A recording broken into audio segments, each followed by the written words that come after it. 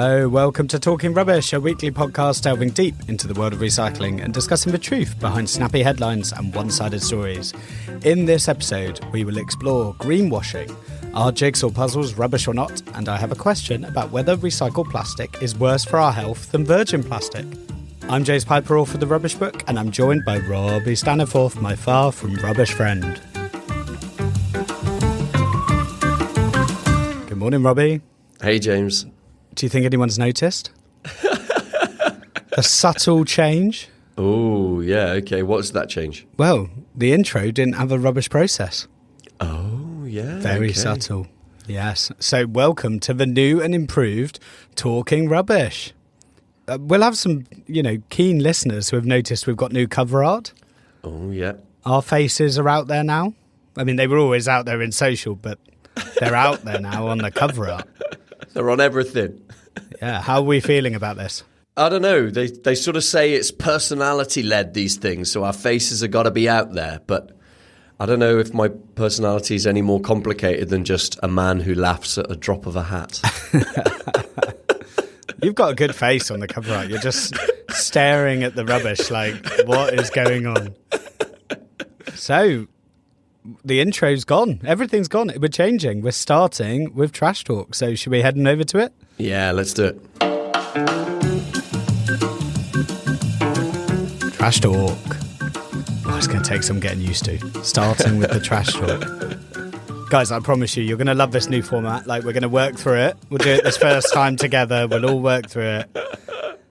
So, start with Trash Talk. And, Robbie, we have a big topic today, as always. This is a good one. Yes, we thought we would celebrate the relaunch, the new cover art, the slightly revamped format with a massive topic, greenwashing. Yeah, it's huge. And particularly our favourites, right? Do we say favourites or least favourites? What do we... Yeah, I think most interesting. I don't think they are a good or bad thing, are they? Sort of good that they're being called out, bad that brands are making these missteps. Yeah, I reckon they're very interesting. I guess we said a few episodes ago, I can't remember what episode it was, but we said a while back that we might do like petitions if we saw things that we thought were really important. Yeah.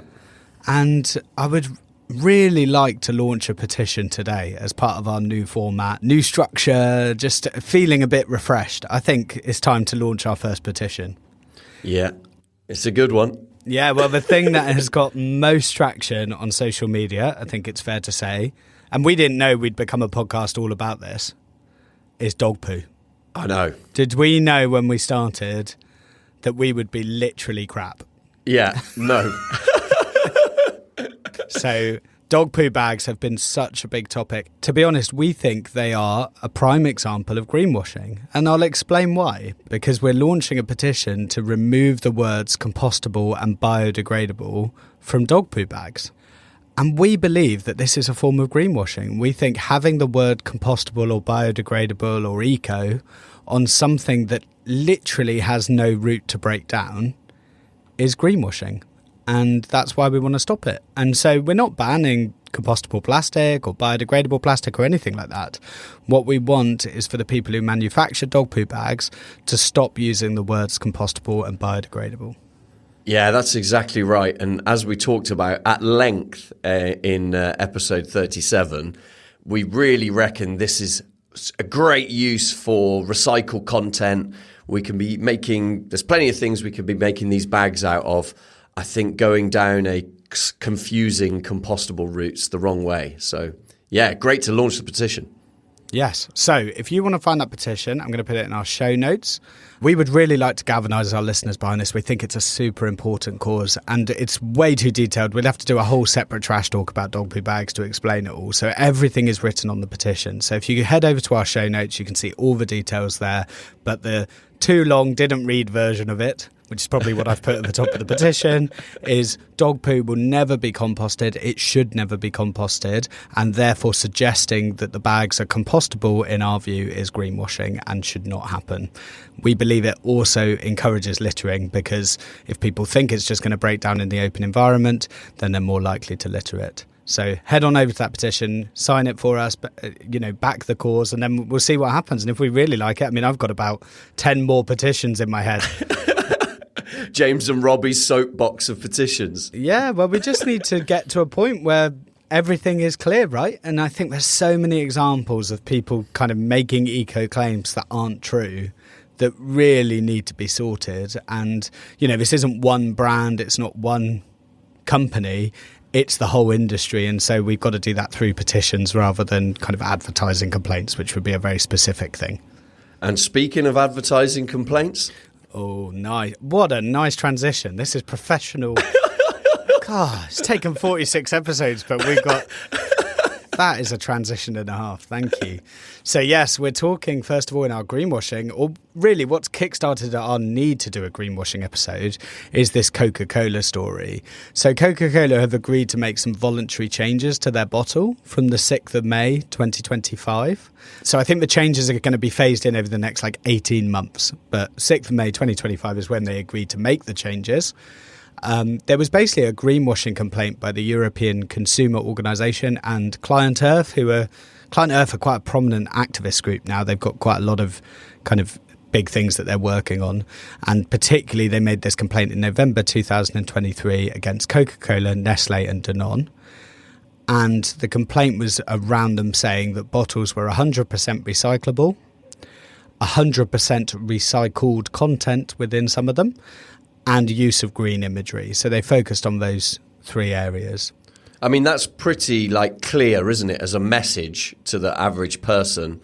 Look, they're recyclable and they're recycled. It's kind of quite clear what they're saying, isn't it?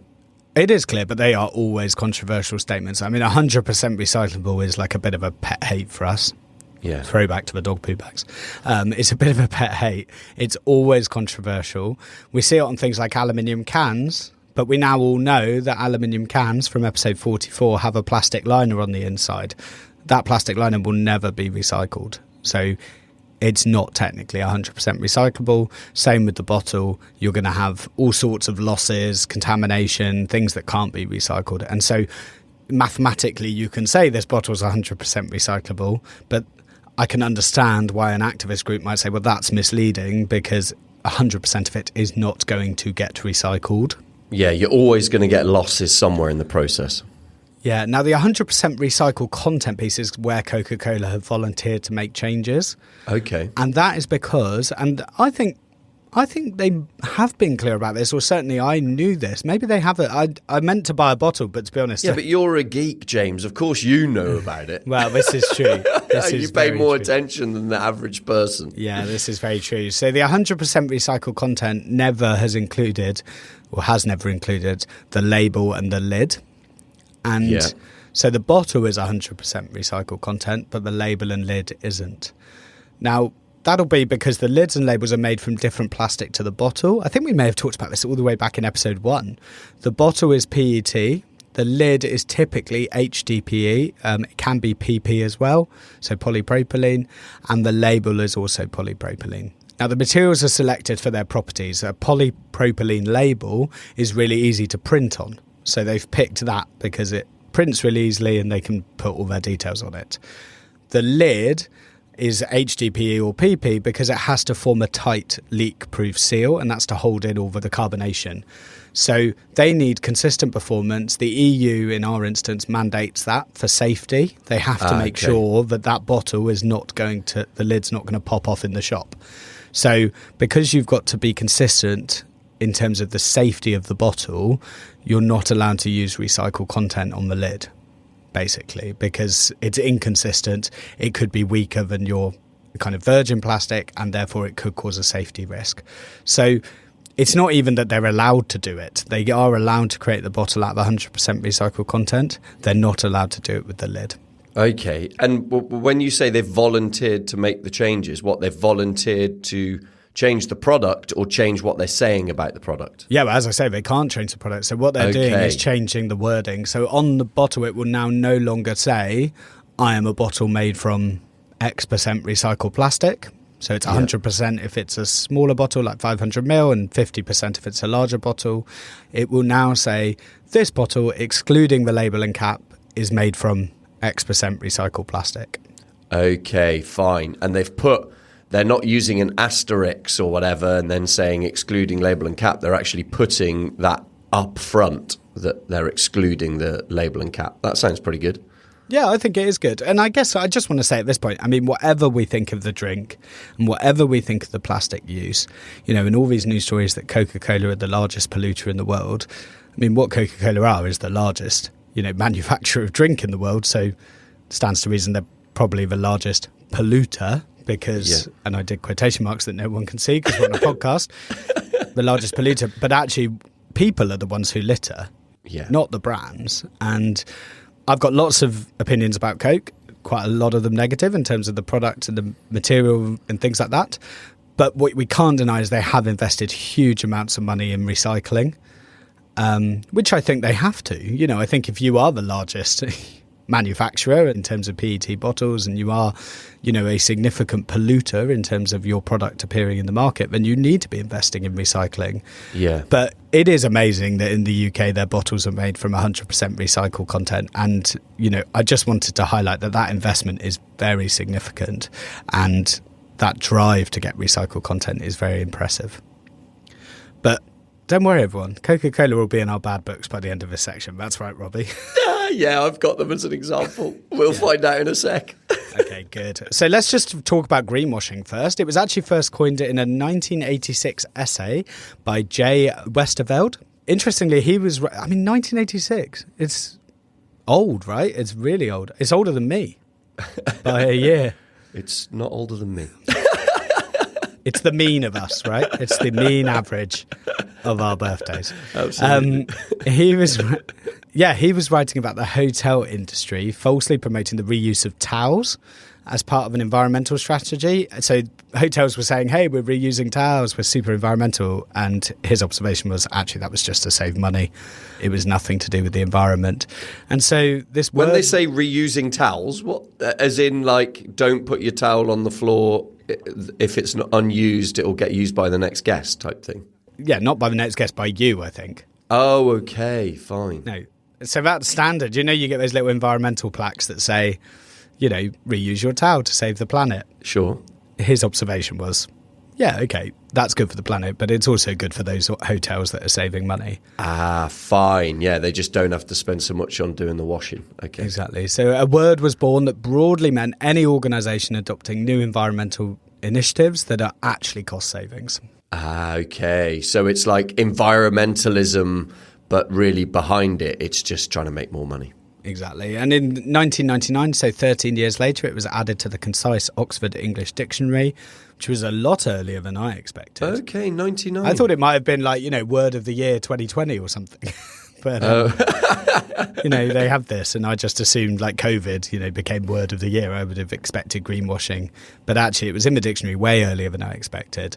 And the official definition is to mislead, in brackets, the public or counter public or media concerns by falsely representing a person, company, product, etc.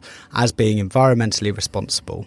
So, yeah, exactly the same. It's just pretending something is more environmental than it is, or hiding a cost saving or something else with an environmental claim. I guess it's not a surprise that people do it or companies do it. According to Greenprint, 73% of consumers consider a product's environmental friendliness when making a purchase. Yeah. So, of course, it is at the forefront of brands and retailers' mind to make as many of their products seem environmentally friendly as possible. Which don't you think is a great thing that, you know, 3/4 of consumers actually care about the environment when they're buying stuff. So it's kind of, it's showing that it's quite hopeful in my mind that actually people are considering the planet, etc., when they're consuming stuff. Yeah, I mean, very hopeful. It just goes back to my point of like, you know, I think we had this before, didn't we, where we said if plastic was wrapped in cardboard, people would pay 15% more for it, even if the plastic was the same. The problem with this is, yes, it's great that people make those environmental decisions, but the companies are lying about whether that thing is better or not. So they'll just slap an eco logo on it and they'll say, look, this is so much better for the planet, and 73% of people will consider that and potentially buy it for that reason. And if it turns out that actually it isn't better for the planet, then actually we've achieved nothing. So I'm very hopeful as long as we kind of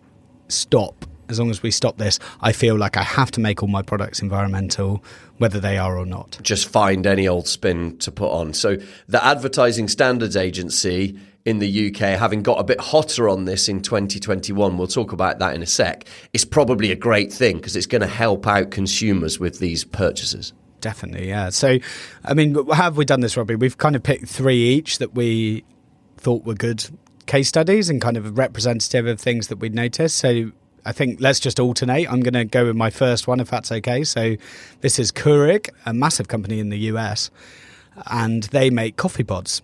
So just reflecting on episode 2, we talked about coffee pods.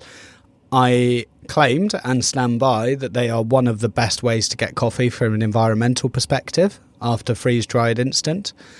And this is because it's all about amount of coffee. So typical coffee, if you were to go to a shop like a cafe, or you were to brew it at home with like a cafetiere, you would typically be using something like 15 to 20 grams of coffee. And an aluminium Nespresso pod was doing it at about 5 grams. And the carbon cost of getting coffee to us from halfway around the world and processing it is such that actually a pod is a quite efficient method to deliver us coffee and has a relatively low carbon impact. Now that is quite controversial, but it's true.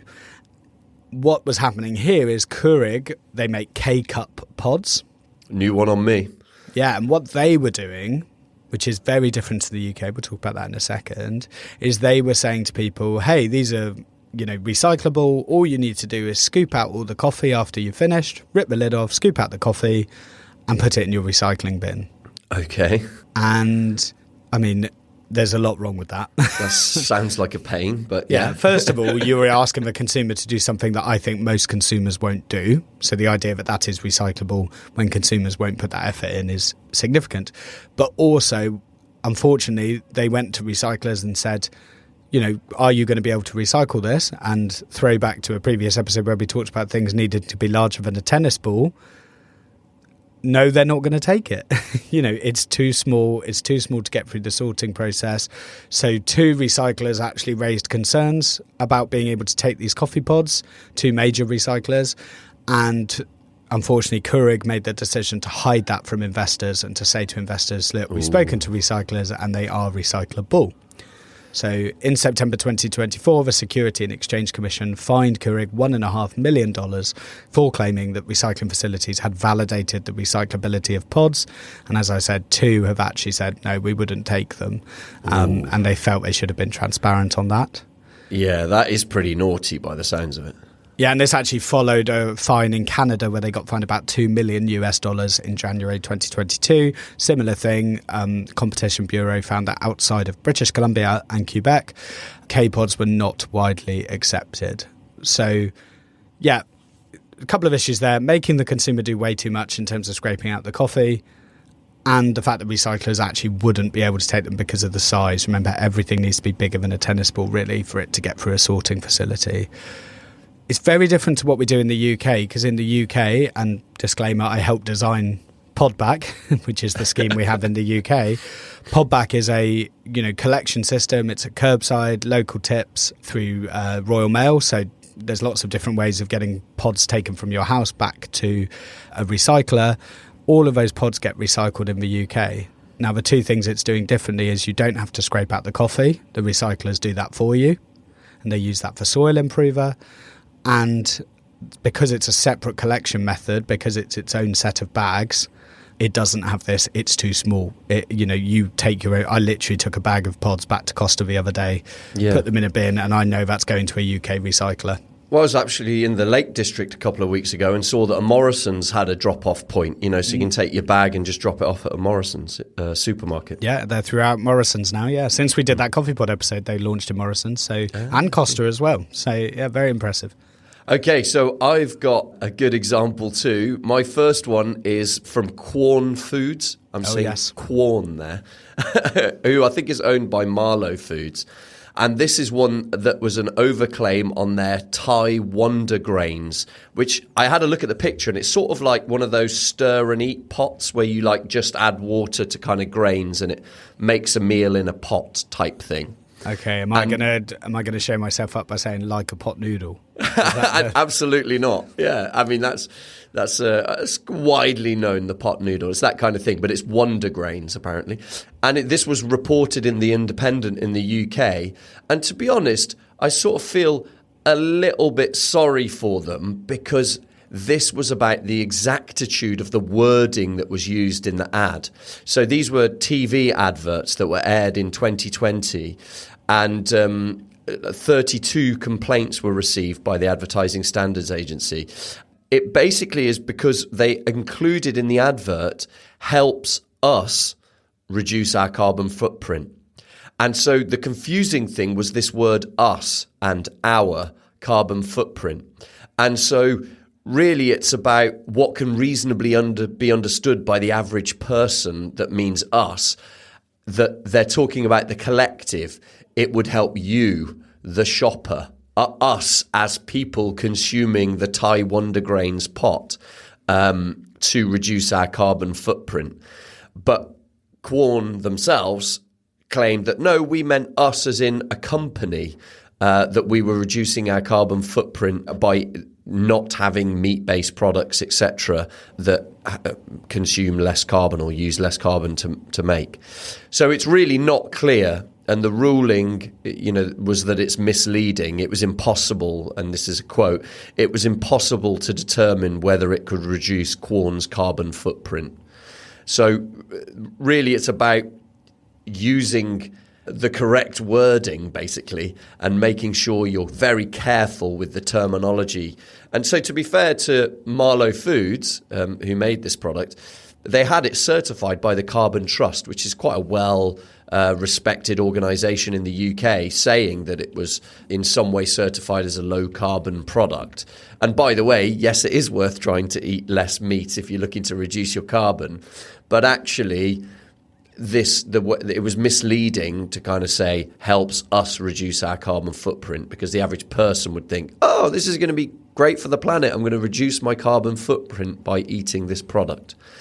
In a way, it's done by a technicality, but just goes to show how important it is that it's extremely clear what the claim is when brands are putting advertising out there. It's a bit of an odd one, that, isn't it? Because what are you going to put? Help Quorn? Like writing about yourself in the third person? I think they just needed that fact sheet or that asterisk to explain what they meant, didn't they?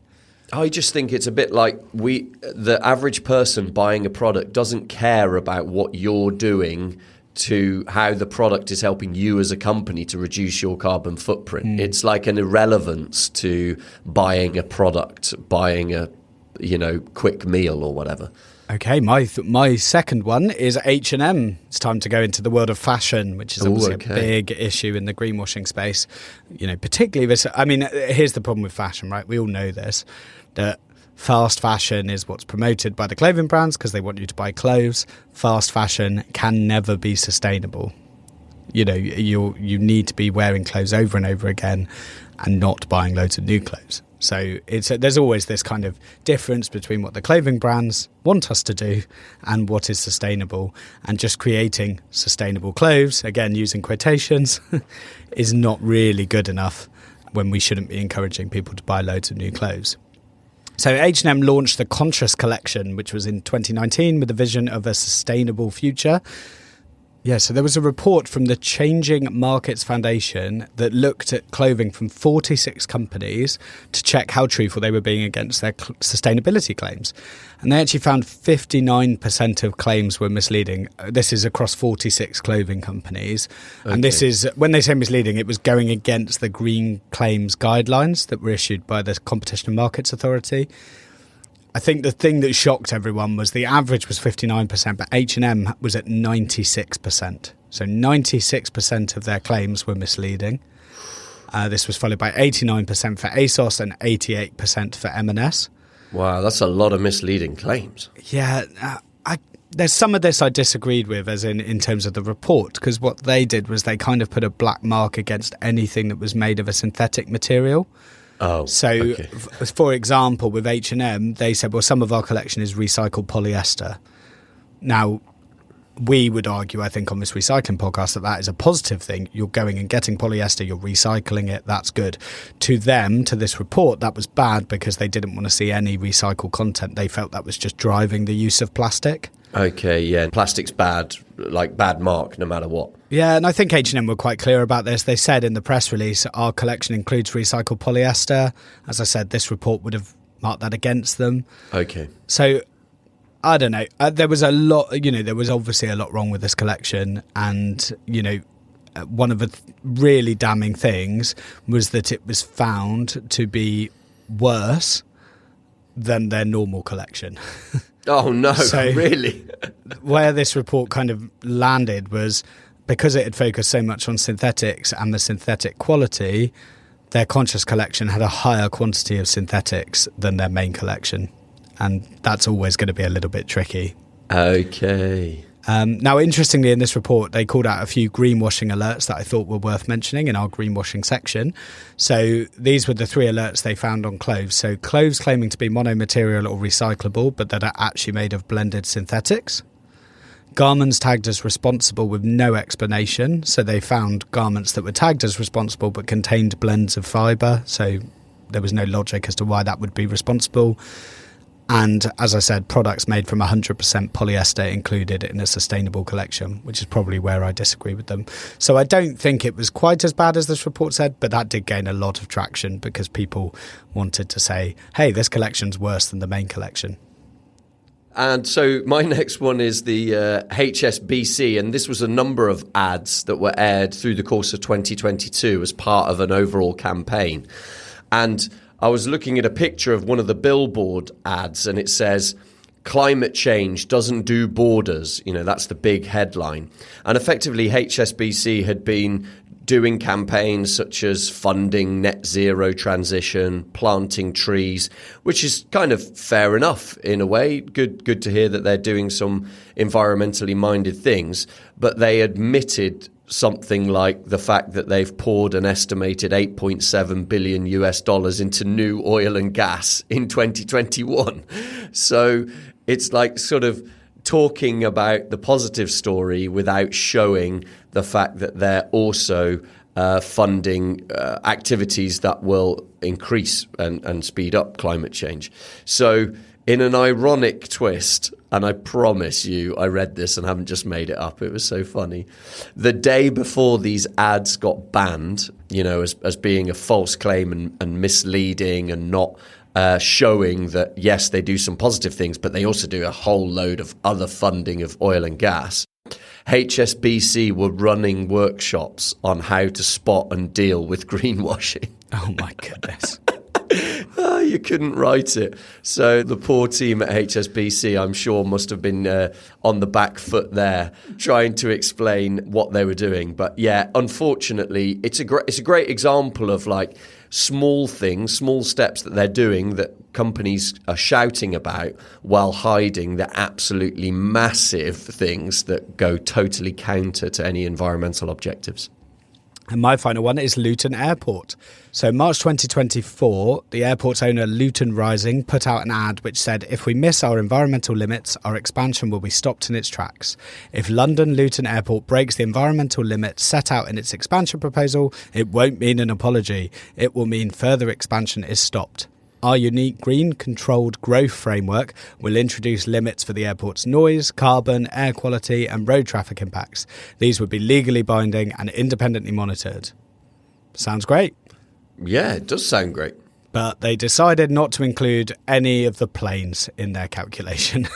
So basically they only counted the airport operations. So like literally people walking around the airport, the lighting, the driving, all that sort of stuff, and they did not include the actual plane carbon. The fact there'd be more planes because of an expansion. Exactly. And in 2019, it was found that 83.7% of the greenhouse gas emissions from the airport were from the planes, with only 1.3% from the airport operations. So basically, Luton had set itself some limits, but it had only applied those limits to its airport operations, which made up about 1.3% of its greenhouse emissions. Not a massive surprise that the Advertising Standards Authority banned this ad.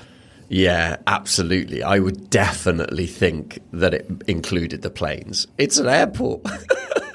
Okay, so the final one that I've got is on Coca-Cola. We're back with these guys again. They set a 25% reuse target. So this isn't an example of like any sort of prosecution, but it's a common thing that we see in lots of brands is quietly abandoning an environmental pledge that they made a lot of noise about one year, but a few years later when they realise it's not necessarily so possible, they just quietly sunset it and delete it. So in 2022, the company promised to have 25% of its drinks in refillable or returnable glass or plastic bottles, or in refill containers that could be filled up at, like those fountains, kind of dispensaries. But in December last year, 2024, they just deleted this from their webpage, and it was sometime in November they did it, conveniently just ahead of the Global Plastics Summit, where countries were trying to agree a global plastics treaty. There were negotiations going on. And so when the target was announced in 2022, the chief executive was sort of saying it's accelerating use of reusable packaging, providing extra value and a world without waste by 2030. But, not too much longer later, a few years down the line, well before 2030, they've sort of quietly stopped talking about refill and return for these bottles and refill. And they're back on, as you mentioned earlier, talking about recycling and recyclability.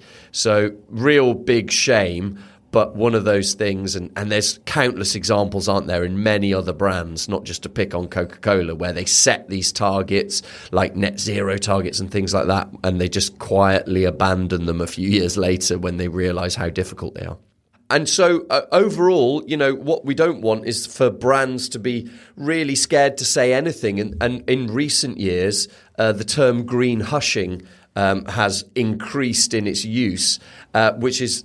Greenwashing, I've never heard it. Yeah, really? Okay. Well, it's sort of the opposite, and the fact that people are being... brands particularly are being quiet on environmental claims because they're worried about these prosecutions. So the Advertising Standards Agency in the UK got quite hot and heavy in 2021 and released new guidance that was in response to the Intergovernmental Panel on Climate Change report, which is like a body within the UN. And so, it really does, what they're trying to do, the Advertising Standards, is getting behind this truth behind snappy headlines and one-sided stories. So it totally fits with what we're here to do as a podcast.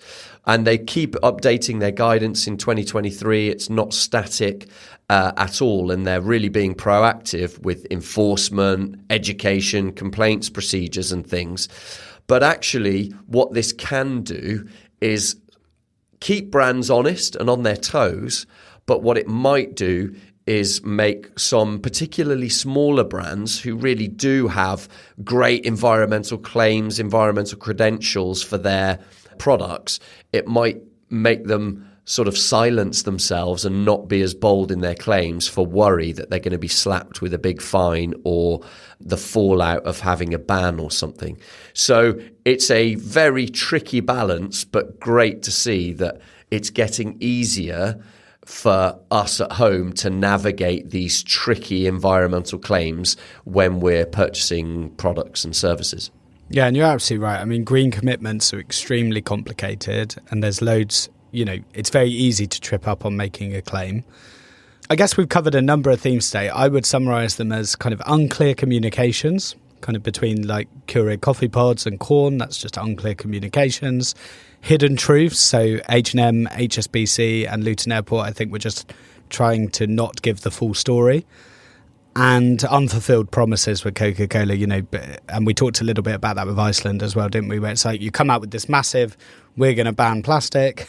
Oh, yes, that Iceland thing, yeah. Yeah, a few episodes ago, we're going to ban plastic, and then slowly that rolls back to, we've got rid of 50% of plastic. And, I get so frustrated by all three of those because I think they're quite easily unpicked, and so there's no advantage to your brand of coming out saying things that aren't true. And so I would counter each of those three things very simply by saying if I was we know lots of brands and retailers listen. So what I would be doing is not communicating anything that I know can't be achieved. To be honest with weaknesses and areas for improvement when you launch any initiatives. And definitely don't overpromise and underdeliver.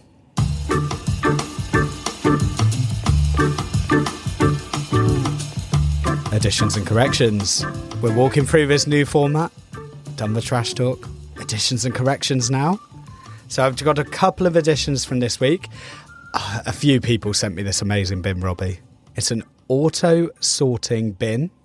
Okay, I need to describe this to you. It's called the Amaru AI bin. It's from Bulgaria. Yeah. Looks like a normal bin, just like a normal cylindrical bin. Okay. And it's got like a black lid on it. And you put an item on, and there's a little camera pointing down. That camera detects the item, and then there's like 4 quadrants in the cylinder, and the lid will tip one of 4 ways depending on what the item is. So you just put a can on, and the lid will tip to put the can into the metal bit. Crazy. So, and it reads and knows what the waste is. Yeah, well, I mean, it's called AI bin, so it must be using AI to detect what the bin is. It's absolutely incredible. Now, I had a similar thing. I went to London and I found a bin. I was like at a cafe where they had a bin, and you hold your rubbish up to a camera and it tells you what bin to put it in. Oh, cool. And it was amazing. I'll put both these videos in our link tree and on social media. So follow us at Rubbish Podcast if you want to see those. I mean, they're both amazing bits of engineering, but the truth is probably quite niche. How scalable are those? Well, as we heard from Alex in episode 15, do not put electronics in bins. It makes it very complicated. Very quickly it gets broken, or people steal bits of it, or it just doesn't work. And I love it as a kind of prototype model. I think it's amazing. In a closed environment like a stadium or something, it would work really, really well, because you can have control over it, and if you can fix it if it goes wrong. But yeah, I'm not sure this is wide enough to roll out, but I will include a video on our social media because it is just one of the best things I've seen in a while. And in episode 42, we talked about couples fighting over recycling. Oh, yes. I had a discussion with my partner about what I said in that segment. Did she tell you off? I think I said, I am the law when it comes to my house, which was probably a little strong. Well, I got home and Ellie turned to me and went, if you know you're leaving toilet rolls on the side, why aren't you doing anything about it? Honestly, I wish I didn't have this podcast at times. So actually, it's the podcast that's causing domestic arguments for us, not the recycling itself. It's a very, very niche survey, that. Two people responded to confirm their podcast causes arguments. Anyway, I posted that social clip to TikTok, and we had a comment from someone called Cara, and it was too good not to share because it was a brilliant comment. It was, my ex used to put the general waste into the recycling bin, so it never got taken. He wasn't colourblind, just not very bright. Oh, I noticed she calls him her ex. That's probably a wise move. Come on, Cara's ex, you can do it. You can listen to his podcast.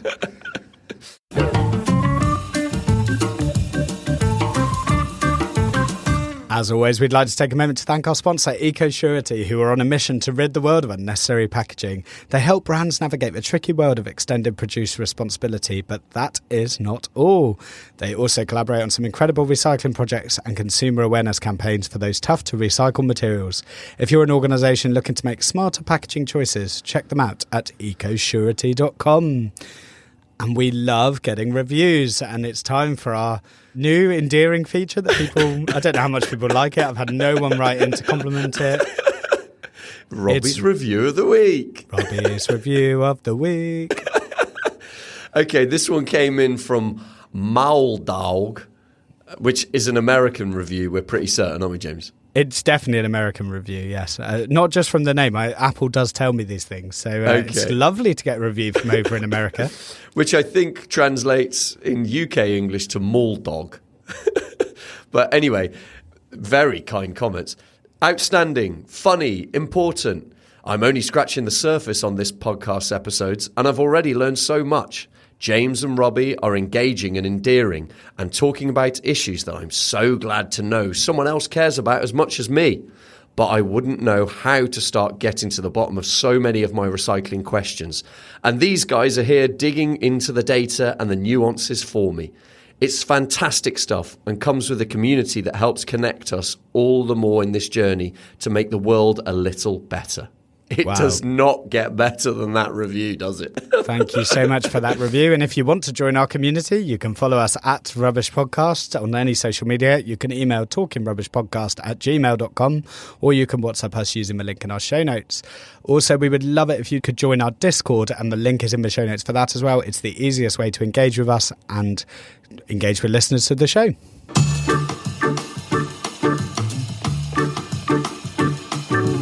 Rubbish or not. So we had a rubbish or not from Instagram from someone called Scrapspace asking whether jigsaw puzzles could be recycled. What do you reckon, Robbie? Oh, rubbish or not. I mean, I just think rubbish because they're so small, those little pieces. Yeah, I think, well, the internet agrees with you. I can tell you that. I mean, they're mostly made of cardboard. You know, sometimes you get wooden puzzles, don't you? But we're talking about the cardboard ones. Yeah. In theory, they could be recycled, I think. I don't think there's anything in there that would cause huge problems. But I agree. Everywhere I looked, people were saying the pieces are too small. Now, I think if I had a jigsaw puzzle that had lost so many pieces, I thought it had no additional value, I'd probably still give it a go to recycle it. I'm a bit worried that I'm in hot water bottle territory again. Oh, gosh. But, you know, I'd put it back in the box. Little bit of tape on, around the box to hold it in, and suddenly it's not small, right? You've just contained it in the box. But I couldn't find any website that agreed with me on that. And I'm sorry to the paper recyclers if they're listening to this saying, please don't do that. Feel free. I can feel the inbox from here, Robbie. I can feel. Oh, my goodness. So feel free to write in and tell me that's stupid, and we'll add it in additions and corrections. But I think, to be honest, we should never be throwing out jigsaw puzzles, should we? I mean, people always want them, even if they're missing pieces. As long as you're honest about the fact that it's missing pieces and don't greenwash them, people are happy, right? Yeah, no, absolutely right. Yeah, so there's lots of options to donate them to charity shops, residential homes, libraries, social clubs, loads of places you could send them to. I've had some really good uses for old jigsaw puzzles. So I'll put these links in our link tree, but someone had made a wreath out of jigsaw puzzle pieces. You know, like a Christmas wreath. It's beautiful. It's really amazing. Oh, so upcycling. Cool. Yeah, I'll put it in our show notes. They'd made coasters, so literally like made the puzzle and then cut out a circle to make a coaster, so presumably glue it together. And some people had made earrings, so they'd just taken a piece and put like a hook in it to make earrings. So very cool. There's 3 ideas of how you could use an old jigsaw puzzle. And it's definitely making me think about those dog poo bags. You know, those don't get recycled, but are great for recycled content, putting plastic in. I wonder how much recycled content you could put into those jigsaws, because isn't it just those little cardboard, paper, fibre-y type stuff? I reckon we should have recycled content jigsaws. I did find some eco jigsaw puzzle websites, so that does exist, yeah. I honestly thought you were about to say we could make wreaths with our dog poo bags, so... Include the recycled content. Nice. Okay. No dog poo bag earrings for you. Rubbish news. Okay. It's a new feature. Rubbish news is where Robbie and I have decided to go and find a news story that we found most interesting, and we'll do one each. So it'll be a news story from the last couple of weeks that we think is worth sharing. So the one I found is global recycling rates have fallen for the 8th year running. Yes, I did see this. This isn't UK recycling rates, which I believe we said were 44% they'd increased to.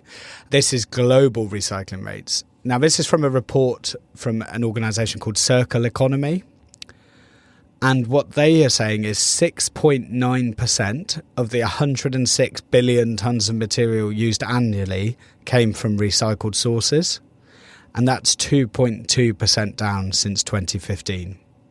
Now, when you get into the detail of this, they include literally everything. So crops, everything to do with construction, demolition. It's every material we use as a planet, and 6.9% of it comes from recycled sources is basically what they're saying.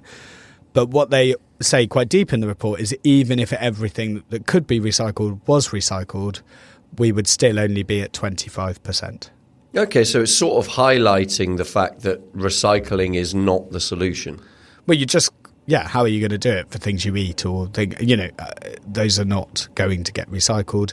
They did specifically call out construction and demolition waste as a quick win in terms of improving recycling rates for that. And I 100% believe that is where we will have the most impact. So not necessarily our packaging, more things like construction and demolition waste. So completely agree with them on what they were saying in this report.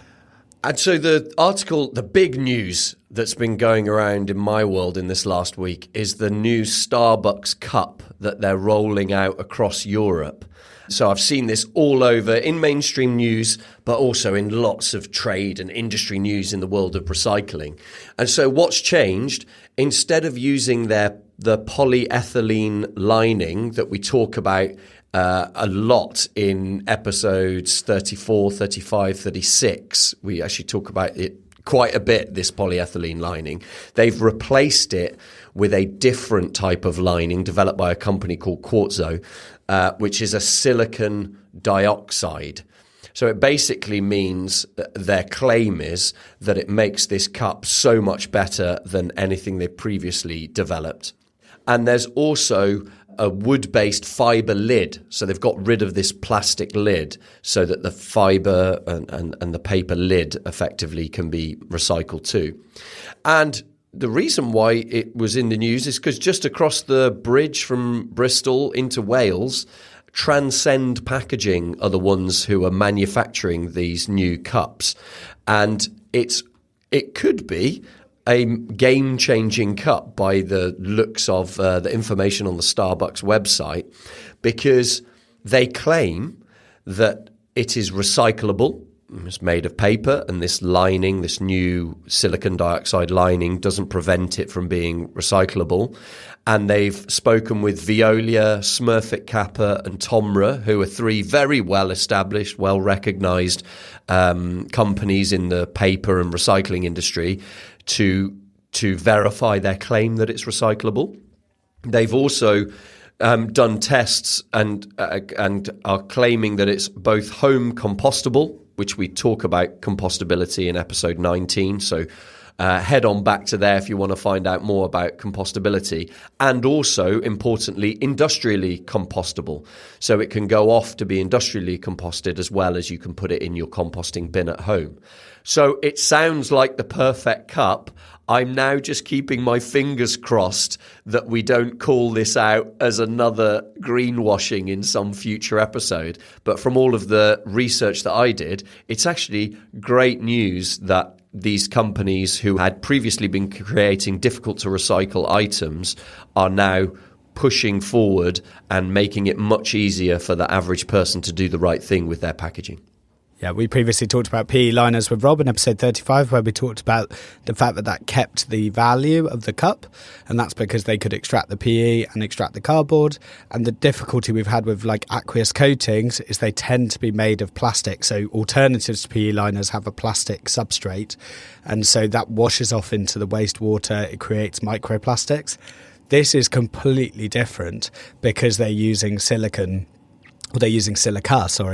as the thing that creates the liner, and that is a natural material. It's not a plastic.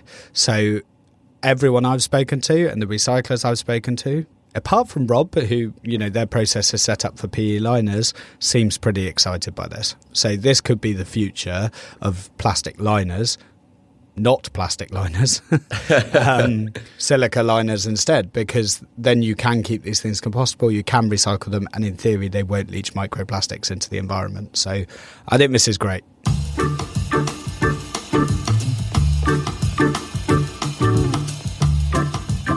Rubbish question. So we had Marcus on YouTube asking, is it true? I think this is our first question from YouTube. Thank you, Marcus. Okay. Is it true that recycled plastic is worse for humans than virgin plastic? I mean, like in a drinking bottle. Does recycled plastic release more microplastics? Okay.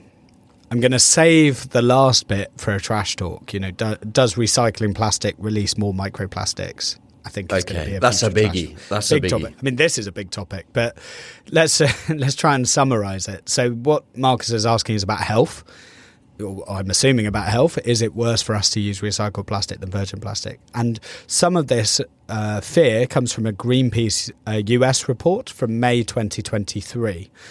Basically, that Greenpeace report was a summary of peer-reviewed reports that demonstrated toxicity increases in recycled plastic. Now, there is definitely truth in this. We talked about this in episode 26 with black plastic utensils with brominated dioxins, or more recently we talked about a heart disease episode, which was PVC that contains a DHP to make it flexible. That was episode 43. In theory, if you mix those two things together when you recycle them, not that you could necessarily, because you can't really mix PVC and another plastic, but let's say you could, in theory you're mixing those two toxins together and making them stronger. When plastics are used to contain things like pesticides, cleaning solvents, in theory that can all leach into the plastic too. If we think back to that Ocado episode where we talked about reusing Ocado bottles, and they were introducing rice and pasta in one reuse and they were doing cleaning detergent in the other, and we said it's really important they don't mix the two, because if they for sure if they refill the pasta into the cleaning detergent bottle, in theory that cleaning detergent bottle could have taken on some of those contaminants. So Ocado have a system to keep those bottles separate. So some of this is true, right? You know, the more you mix things together that contain chemicals and toxins, the stronger those chemicals and toxins get. I guess the counter to it is, but this is so heavily regulated in terms of how our recycled plastic is used that actually the chances of you getting exposed to those chemicals or toxins is like next to impossible. So if we take the black plastic utensil, you had to have your black plastic utensil in boiling oil for 15 minutes to get anywhere close to 10% of the daily allowance of that chemical. You know, it's just not going to be significant. And there are so many restrictions on how recycled plastic is used, particularly in food grade environments. So for things like PET bottles, like we talked about Coca-Cola having 100% recycled bottles. So for PET bottles or HDPE bottles for milk, where they have high recycled content, it is carefully regulated, and they will make sure that the PET bottles that are coming off the market are being made into new PET bottles. They won't just allow any PET to be in there. It will have to be food grade. And the EU sets maximum limits for migration from food contact plastics into food. So the area Greenpeace did focus on that I think is interesting is children's toys. Okay. Now that is interesting because, and they specifically focused on brominated dioxins, which is the black plastic stuff, where children's toys could contain toxins and chemicals. But again, the EU, and obviously if children are putting them in their mouths, I guess in theory that could cause a risk. So the EU are currently proposing a regulation to ban the use of harmful chemicals. So PFAS, which you've talked about, Robbie, this forever chemical, endocrine disruptors, they're going to be banned in children's toys. There are already a lot of bans in place with chemicals that we've mentioned on the podcast. But largely when we're talking about children's toys, we're talking about new toys, new plastics. So actually, again, the risk to recycle plastic is quite small when it comes to children's toys. So these restrictions are more about manufacturing and what is placed on the market. So a summary, because I know that's super complicated. Yes, when you recycle stuff, in theory, you could mix toxins and chemicals together. Any area where it is likely to be exposed to us, so food grade plastic or food contact, is heavily regulated, and we are very unlikely to get that build-up of toxins and chemicals. So in theory, recycled plastic, like, I don't know, surrounding your TV or something, could have some extra toxins and chemicals to a virgin plastic, but it's not going to have any impact on you. Yeah, and I think coming back to Marcus's question, he was sort of saying like drinking bottles. So the conclusion is, if it says recycled content in your drinking bottle, you needn't be more worried. I don't think so.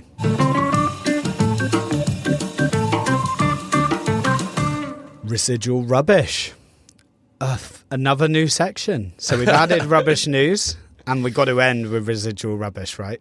It was just too good an opportunity. Too good a title to refuse. Yeah, Robbie and I sat down. We thought if we're restructuring, we've got to have an end called residual rubbish. So here we are. Now, this section is Basically, we would call it our old intro. It's something that has happened to us this week that's just made us laugh or we've really enjoyed. And we just thought, if you've made it this far into the episode, you deserve something that's just made us really smile, really laugh. So for me, I was looking for a restaurant to go to. In Bristol. Ellie and I were out for lunch and I was trying to find a restaurant and I was looking at reviews as I do, looking up. Like Google reviews type thing? Yeah, exactly. Yeah. And the first one that came up was that it was a tapas restaurant and I was like, maybe we'll go there. The first review that popped up said this. Are you ready? It was a 5-star review. Okay, glowing. Food was great. Service was sound. And they used plastic straws, which is a lovely blast from the past. So I thought, I have to go. So I went, and they did indeed use plastic straws. Not for me. I mean, I said no, obviously. # refuse the straw.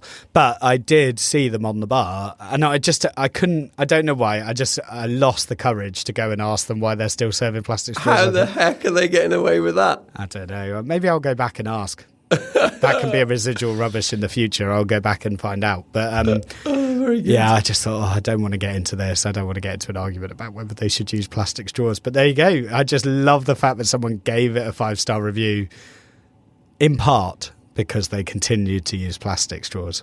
Oh, blast from the past. It truly is. So the one thing that made me laugh this week was on our street WhatsApp group, like the sort of community WhatsApp group with all the neighbours on and stuff, someone had reshared something. I think it was from Facebook or Instagram, I'm not actually sure, but reshared it on WhatsApp. And it was like a mini bin, like one of those desktop wheelie bins that turns a different colour to tell you which bin to put out based on what day. Now, it is not a real product, not like those AI bins you mentioned earlier in the episode, but I genuinely laughed out loud when I saw it. Now, I have seen this a few years ago. Oh, okay. And the instructions to make it are actually open source. I debated doing it. Yeah, you need like a Raspberry Pi computer. And a 3D printer or something. Exactly. And you Raspberry Pi down from your council. You download your council dates and then the computer tells it which light to switch on. And I genuinely thought about building this. And oh my God. Now we're doing this program. I think I'm going to have to build it. Should we try and do one each? See if we can make it really cool. That would be so good. I've actually got a nephew who has one of those Raspberry Pis and a 3D printer. So this could be a reality. Okay, let's think about it. We should try and do one that isn't plastic. We could use like an old aluminium can or something and I don't know how we're going to get the light through, but feels like that. Maybe a glass bottle, yeah, we could do something different. We'll have a think about it. I like this. Do we like the new format? Absolutely, loved it. Okay, so just to remind people, so for next week everyone knows what we've moved into. I mean, it's taken 46 episodes but we think we're finally into the final product, so we do a trash talk up front, additions and corrections, rubbish or not, new feature, rubbish news, rubbish question, and new feature, residual rubbish. And that's our podcast. That's a lot of great stuff for you guys. I hope so. Oh, well, if it was, please leave us a review. There we go. Lovely segue. As always, thank you all so much for listening. Thank you for interacting. Honestly, we're having so much fun over on Discord where everyone is messaging and sending us all sorts of stuff. It really helps us put together the episode with people sending us ideas. We really, really hope you like this slightly changed format. And if, whatever you feel about it, if you like it or don't like it, just let us know. Send us an email at talkingrubbishpodcast@gmail.com. Message us on Discord, whatever you fancy. Just let us know what you think of it because it really helps us just to know if we're heading in the right direction. You can use all the links in our show notes to join our Discord, follow us on social media, email us or WhatsApp us. All the links for that will be in our show notes. And everything we have discussed today can also be found on our link tree, which can also be found in the show notes. We will see you next week. Bye. Bye.